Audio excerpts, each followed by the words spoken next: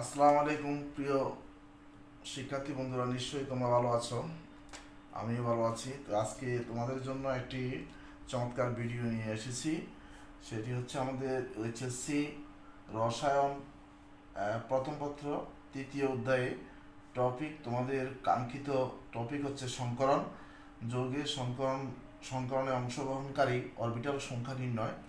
আমরা অনেকেই কোন যৌগটি কোন ধরনের সংকরণ সেটা আমরা জানতে আমাদের অনেক কষ্ট হয়ে যায়, ধরতে কষ্ট হয়ে যায়, বুঝতে কষ্ট হয়ে যায়। সেজন্য তোমাদের জন্য আমি খুব সহজেই একটা সূত্রের মাধ্যমে সংকলনগুলো জানার চেষ্টা করব।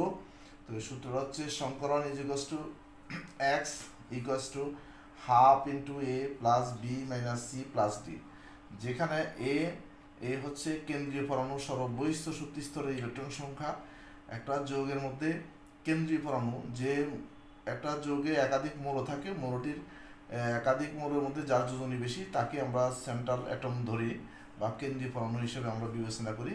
তারপরে বি হচ্ছে একযোজী পরমাণুর সংখ্যা, আর সি হচ্ছে ধনাত্মক আধানের সংখ্যা বা ধনাত্মক চার্জের সংখ্যা বা ক্যাটায়ন, আর ডি হচ্ছে ঋণাত্মক আধানের সংখ্যা বা অ্যানায়ন।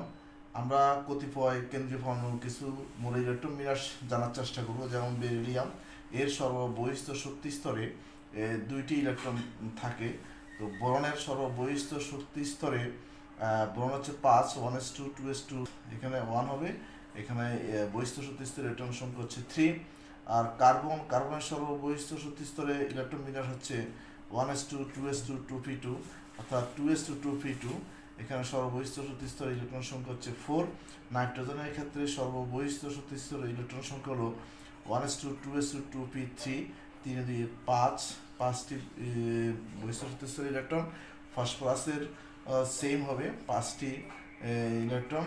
আর সালফার হচ্ছে 4 দিয়ে 6টি ইলেকট্রন। এখন আমরা এগুলোর সাথে এক্স যদি পরমাণু সংখ্যা হিসাব করে আমরা সংকলন নির্ণয় করব। যদি এক্স এর মান 2 হয় তাহলে আমরা 2 যদি হয় তাহলে আমরা সংকলন ধরবো এসপি। এসপি হচ্ছে এস অরবিটাল 1 পি অরবিটাল 1। তাহলে এখানে হচ্ছে S orbital 1 P orbital 1 is equals two 2। আচ্ছা, যদি 3 হয়, তাহলে আমরা sp2 ধরবো, কারণ হচ্ছে s অরবিটাল 1 p অরবিটাল হচ্ছে 2, তাহলে 1 প্লাস 2 ইজ ইকুয়ালস টু 3। যদি 4 হয়, s অরবিটাল 1 p অরবিটাল হচ্ছে 3, তাহলে 1 প্লাস এখানে 3 ইজ ইকুয়ালস টু 4। যদি 5 হয় তাহলে sp3d ধরবো, s orbital 1 p orbital 3 d orbital 1। তাহলে আমরা বলতে পারি 1 প্লাস 3 প্লাস এটা হচ্ছে 1 ইজ ইকুয়ালস টু 5। আর যদি 6 হয়, sp3d2 হয়, তাহলে সেই ক্ষেত্রে s অরবিটাল হচ্ছে 1 যোগ p অরবিটাল হচ্ছে এখানে হচ্ছে 3, তারপর হচ্ছে p অরবিটাল 3 যোগ d অরবিটাল হচ্ছে 2। তাহলে 3 2 5 একে 6, রাইট। এখন আমরা বেরিলিয়াম ক্লোরাইডের ক্ষেত্রে আমরা সংখ্যাটা নির্ণয় করব। তবে সেই ক্ষেত্রে আমরা বেরিলিয়ামের সর্ববহিস্থ স্তর ইলেকট্রন সংখ্যা হচ্ছে 2, তাহলে আমরা সেখানে লিখবো হাফ ইন্টু এখানে হচ্ছে 2 প্লাস এক যদি পরমাণুর সংখ্যা হচ্ছে 2, এই যৌগটার মধ্যে কোনো ধনাত্মক বা ঋণাত্মক কোনো চার্জ নেই, is equals to 0 plus A plus B minus C plus D. D এর মান হচ্ছে ঋণাত্মক আধানের সংখ্যা 0, ইজ ইকুয়ালস টু আমরা যদি 2 কাটা যাচ্ছে, সংখ্যাটা পেয়েছি আমরা, বিরাট সংখ্যা পেয়েছি 2। এই 2টা হচ্ছে আমাদের এসপি সংকরণ, রাইট। বোরন টাইফয়েডের ক্ষেত্রে আমরা লিখবো হাফ ইন্টু এখানে এ, বোরনের সর্ববহিস্থ শক্তি স্তরে ইলেকট্রন সংখ্যা হচ্ছে 1, 2 একে 3, 3টি, তাহলে এখানে হচ্ছে 3 প্লাস এখানে এক যদি বোরনের সংখ্যা ফ্লোরিন হচ্ছে 3 মাইনাস এই যৌগটার মধ্যে কোনো ধনাত্মক চার্জ নেই 0, সি এর মান 0, যৌগটার মধ্যে কোনো ঋণাত্মক চার্জ নেই, সেজন্য ডি এর মানও 0, ইজ ইকুয়ালস টু আমরা লিখতে পারি 6 divide by 2 is equals to লিখতে পারি 3। তাহলে 3 যদি হয় সংকলনটা আমরা পেয়ে যাব sp2 সংকলন, রাইট।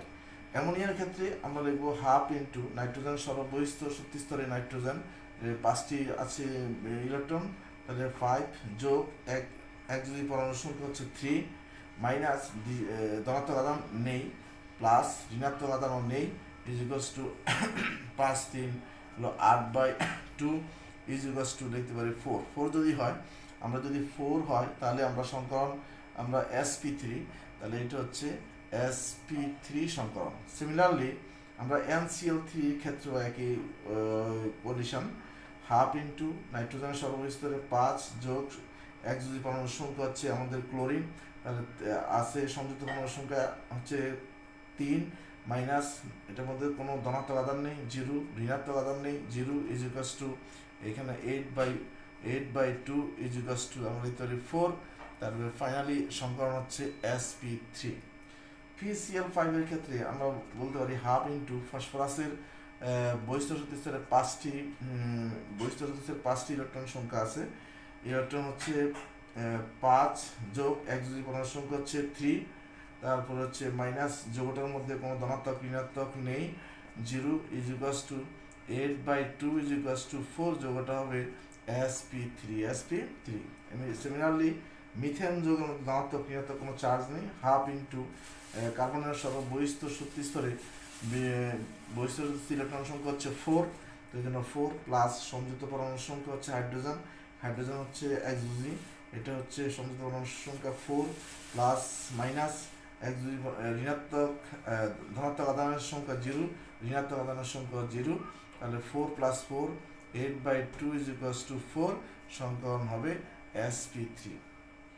একইভাবে সিলিকনে হচ্ছে আমাদের হাফ ইন্টু, এখানে সিলিকনের একই অবস্থা, বহিস্থ শক্তি স্তরে 4টি আছে, বহিস্থ 4টি ইলেকট্রন যোগ সংযুক্ত পরমাণুর সংখ্যা হলো 4, তাহলে মাইনাস ধনাত্মক কোনো আধান নেই এই জন্য 0, প্লাস ঋণাত্মক কোনো আধান নেই তার মানও 0, is equals two 8/2 is equals two 4, সংকরণ হবে sp3।